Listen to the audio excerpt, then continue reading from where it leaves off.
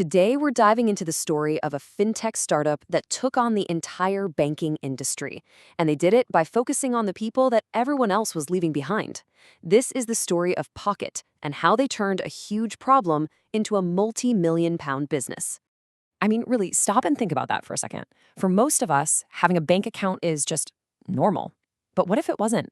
For millions of people, getting something as basic as a current account from a big high street bank is incredibly hard, sometimes flat out impossible. And that's exactly where our story starts. And this bright yellow card is the answer from a company called Pockit. Now, it looks pretty simple, right? But it represents something huge, giving people access to the financial system when they've been completely locked out. So, who are these people we're talking about? To really get why Pockit is such a big deal, you first have to understand the problem they set out to solve. It all comes down to a group of people often called the underbanked. And this is what's so fascinating, right? We're not talking about some abstract idea. We're talking about real people, people who don't have a credit history, maybe because they're young or they've just always used cash. We're talking about folks who are new to the UK and just don't have the mountain of paperwork that banks demand. And, it's also for anyone who's just walked into a bank and been told, sorry, no. These are the customers Pockit decided to build their entire company for. Okay, so if that's the problem, what was Pockit's solution? Well, their whole mission was really built around one core idea. It all boils down to this: financial inclusion with convenience. It's not just about ticking a box and giving someone an account number. It's about designing a service from the ground up that actually solves the real, everyday problems these customers face. And this is where the rubber really meets the road. Check it out. No credit checks means you can get an account up and running in minutes. If you get paid in cash, you can deposit it at literally tens of thousands of local shops through PayPoint. They've got features like getting your salary a day early, which can be a lifesaver. They even help you build your credit history. And for customers with family overseas, they baked Wise right in for cheap international transfers. Every single feature is a direct answer to a real-world headache. So all that sounds fantastic for the customer. But how does this thing actually work as a business? Like, how do they make money? And what's the tech that's powering it all? Let's pop the hood and take a look. Pockit uses this really clever hybrid model to make money.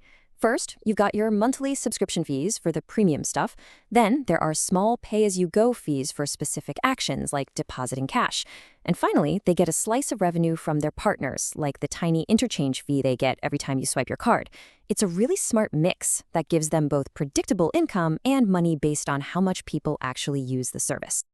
And this gets to the absolute core of their strategy. See, the crucial thing to understand is that Pockit isn't trying to build every single piece of a bank from scratch. No way. They use this Lego block approach, partnering with other specialized companies to put the whole thing together. So let's actually look at those Lego blocks. What you, the customer, see is the Pockit app. That's the storefront. But behind the scenes, you have a whole team of partners. A company called Modular provides the actual regulated e-money account. Wise, as we said, handles the international transfers. PayPoint provides that massive physical network for cash. Pockit's genius isn't in building a bank. It's in assembling all these best-in-class pieces into one simple experience for you. Now, this super lean partner-driven model, it meant Pockit could grow, and I mean really grow, incredibly fast. Let's take a look at their journey from a tiny startup to a major force in UK FinTech. Just look at these numbers. The growth is just, wow. They go from 50,000 customers in 2017 to 500,000 just 4 years later. By 2023, they're cruising past 800,000. That is some serious momentum. But, believe it or not, their biggest move was still to come. Then, in late 2024, came the bombshell. Pockit announced a deal to acquire one of its biggest competitors, Monese. This wasn't just a small deal. This was a massive, industry-shaking event. And just like that, overnight, this acquisition created an absolute fintech giant. The combined company now had about 3 million customers.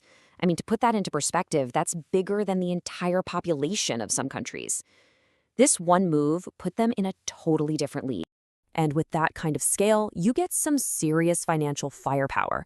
The new combined company is on track to pull in around £30 million in revenue every year. This was it. Pockit was no longer just a startup.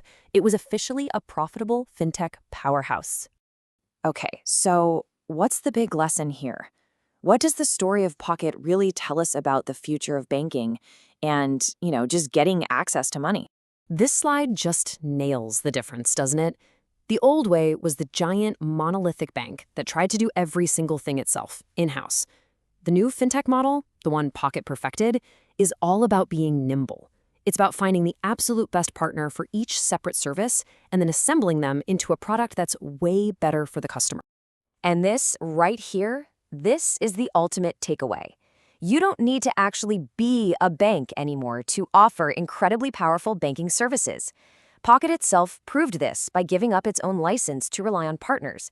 It's a huge shift in how this world works. Which leaves us with this massive, kind of mind-bending question.